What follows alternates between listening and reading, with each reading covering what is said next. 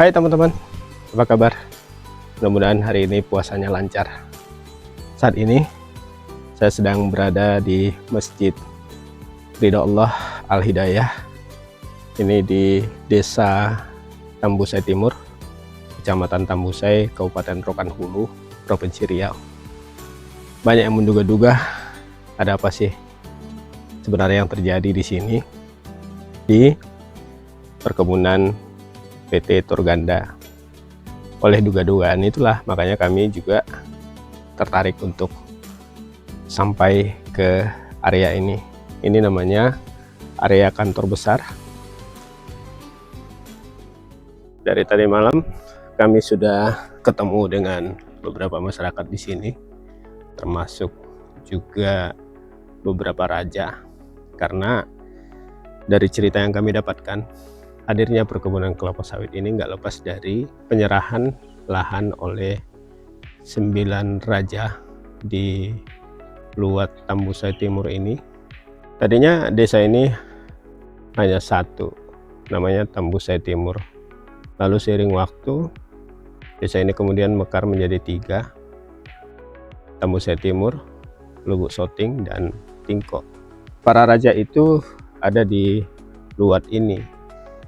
Pada 95 mereka menyerahkan lahan ulayatnya sekitar 11.000 hektar kepada PT Turganda, yang kemudian area itu dimitrakan, masyarakat dapat sekitar 2.500 hektar plasma dan sisanya inti. Ada yang menarik di area ini bahwa Masjid Ridho Allah Al-Hidayah ini tidak sendirian, dia berdampingan dengan gereja besar juga, namanya Gereja HKBP.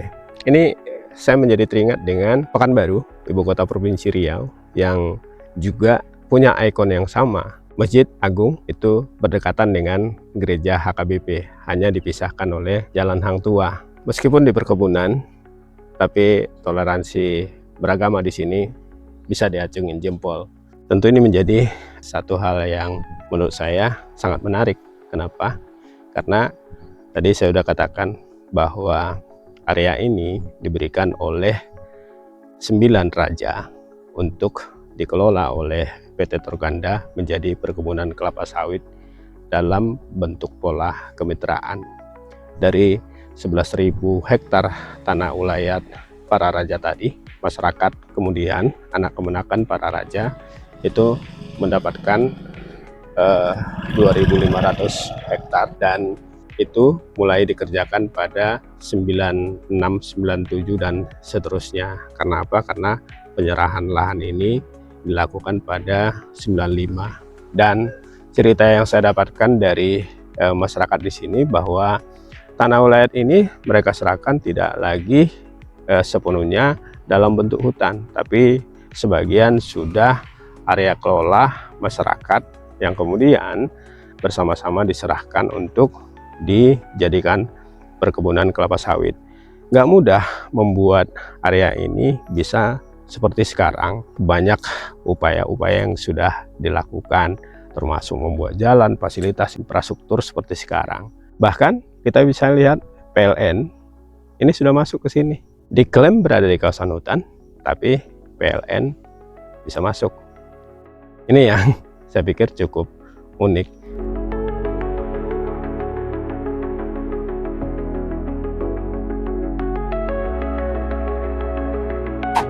Saat ini saya sedang berada di antara Abdeling 1. Ini Abdeling 1 namanya, dan ini Abdeling 3. Perkebunan ini ada 14 Abdeling. Nah, Abdeling 1 ini kebun inti. Ditanam tahun 96. Lalu yang Abdeling 3 ini kebun plasma, ditanam pada 97. Jadi selisihnya hanya setahun. Sebelum Mei 2025, areal ini masih kelihatan bersih. Kenapa? Karena masih dirawat oleh perusahaan. Meskipun ini adalah areal plasma, tapi memang sedari awal perusahaan yang mengelola. Dia pengelolaan satu atap, dan hasilnya masih bisa didapat sekitar 20 ton per hari. Tapi setelah Satgas PKH mengklaim mengambil alih areal ini dengan dalih kawasan hutan. Areal ini sudah tidak terawat. Ini bisa kita lihat pakisan sudah tumbuh, dan bahkan pruning atau memotong pelepah-pelepah itu juga sudah tidak dilakukan. Katakanlah dari Mei ke Desember itu 7 bulan, tambah sekarang sudah akan masuk Maret, berarti sudah sekitar 9 bulan pohon-pohon ini tidak di pruning. Padahal mestinya per 6 bulan paling lama itu sudah harus di pruning. Karena tidak dilakukan perawatan, dari yang 20 ton per hari sekarang nyari 9 atau 7 ton saja itu sudah susah. Artinya apa? Artinya produksi kelapa sawit ini menurun drastis. Ini baru satu contoh dari areal-areal yang kemudian disita oleh Satgas PKH. Bisa jadi ada ratusan bahkan ribuan perusahaan di Indonesia yang arealnya disita dan kemudian bernasib sama seperti areal ini. Apakah kemudian penertiban kawasan hutan mesti berdampak seperti ini? Belum lagi dampak dari penurunan ini, menurun juga pendapatan dari masyarakat. Kenapa? Karena plasma ini adalah milik masyarakat. Berapa banyak anak-anak mereka yang kuliah, berapa banyak anak-anak mereka yang sekolah harus menanggung masalah ini, harus menanggung menurunnya pendapatan mereka akibat perlakuan yang mereka dapatkan. Penertiban kawasan hutan semestinya tidak harus dengan cara seperti ini. Kalau kita merujuk pada aturan-aturan perhutanan tahun tanam 96 dan 97 ini, bisa dibilang kawasan hutannya belum tahu entah di mana. Kenapa? Karena di Riau kawasan hutan itu baru ditunjuk pada tahun 1986. Itu berdasarkan SK 173. Di SK itu ada sekitar 9,4 juta hektar kawasan hutan untuk di Riau Daratan dan Riau Kepulauan. Karena pada saat itu Riau Daratan dan Riau Kepulauan masih satu. Uniknya di situ, dari 9,4 juta hektar kawasan hutan yang statusnya baru ditunjuk, itu ada 50,4% atau sekitar 4,7 juta hektar areal yang fungsinya HPK strip APL. Artinya pada saat itu APL maupun HPK dianggap sama. SK 173 tahun 1986 itu tadi saya sudah katakan bahwa statusnya masih SK penunjukan. Kenapa? Karena di amar ketiga dari SK itu ada perintah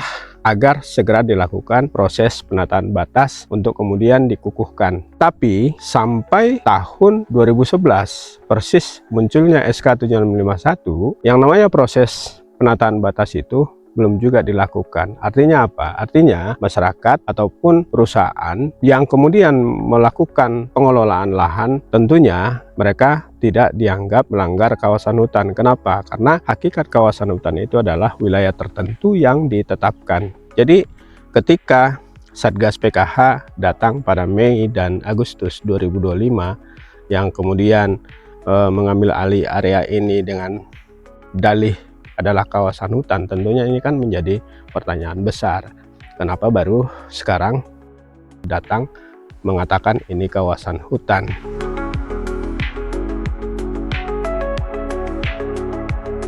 Kepada Bapak Presiden, kalau bisa kami kasih saran, tentunya anak-anak buah Bapak mestinya membawa bekal yang cukup, apalagi berhadapan dengan masyarakat maupun pelaku usaha yang sudah berpuluh tahun mengelola lahan, berusaha bertanam kelapa sawit, dan ini bukan sesuatu yang mudah mereka lakukan.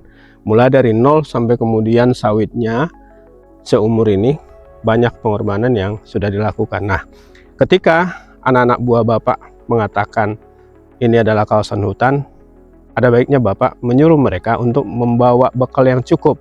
Kalau memang ini kawasan hutan, tentunya anak-anak buah Bapak harus bisa menunjukkan bukti-bukti proses pengukuhan kawasan hutannya. Tentunya ini harus, kenapa?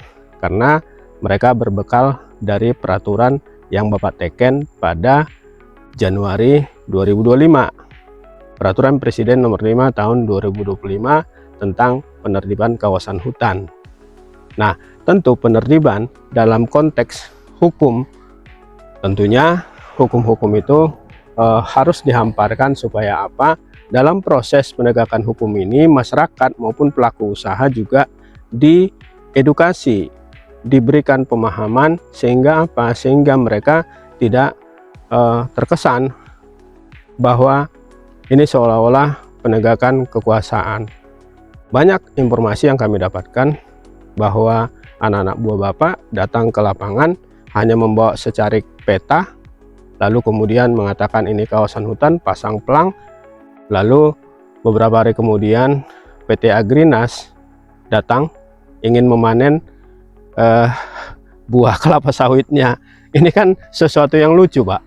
Kenapa? Karena itu tadi, andailah di areal yang diklaim kawasan hutan itu nggak ada pohon kelapa sawit, saya nggak yakin mereka akan datang dan ngotot ingin menguasai lahan itu karena ada cuannya di sana. Makanya perusahaan itu datang dengan berbagai cara. Bahkan ini mohon maaf, ada kesan mengadu domba antara masyarakat dengan masyarakat yang lain, antara karyawan dengan masyarakat, macam-macam. Ini tentu akan menimbulkan chaos yang berkepanjangan andai Bapak tidak segera mengevaluasi ini semua. Kami yakin Bapak punya tujuan baik, namun anak-anak buah Bapak belum tentu punya tujuan yang sama dengan Bapak. Tapi yang berdampak atas semua ini adalah Bapak sendiri. Kami nggak ingin kebijakan Bapak disalahartikan di bawah, yang menjadi bumerang adalah Bapak sendiri. Sekali lagi, kawasan hutan adalah sifatnya administratif. Jika administrasinya sudah lengkap, artinya proses penunjukan, penataan batas, pemetaan hingga pengukuhannya sudah oke, barulah di sana ada delik hukumnya. Namun kalau tidak ada, seperti apa? Hukum akan ditegakkan dalam satu objek yang belum jelas apakah itu berkekuatan hukum atau tidak.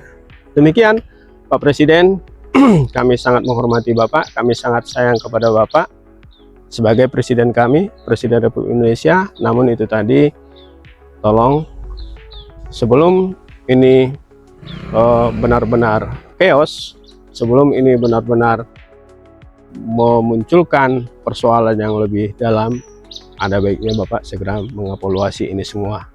Demikian, saya Abdul Aziz dari Jalan Batas antara Abiling 1 dan Abiling 3 PT Torganda, saya melaporkan.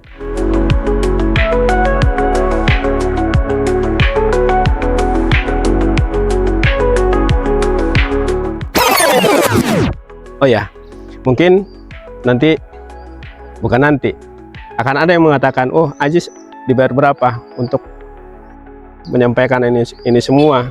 Ini bukan soal bayaran, dan saya tidak mengenal siapa pemilik PT Torganda, tapi yang saya tahu adalah bahwa di antara rakyat Indonesia harus ada yang punya prinsip untuk mengatakan ini benar, ini salah. Ketika kita bicara regulasi, ayo kita hamparkan regulasinya. Kami juga siap di mana saja untuk sama-sama kita hamparkan regulasi itu. Ini demi Indonesia.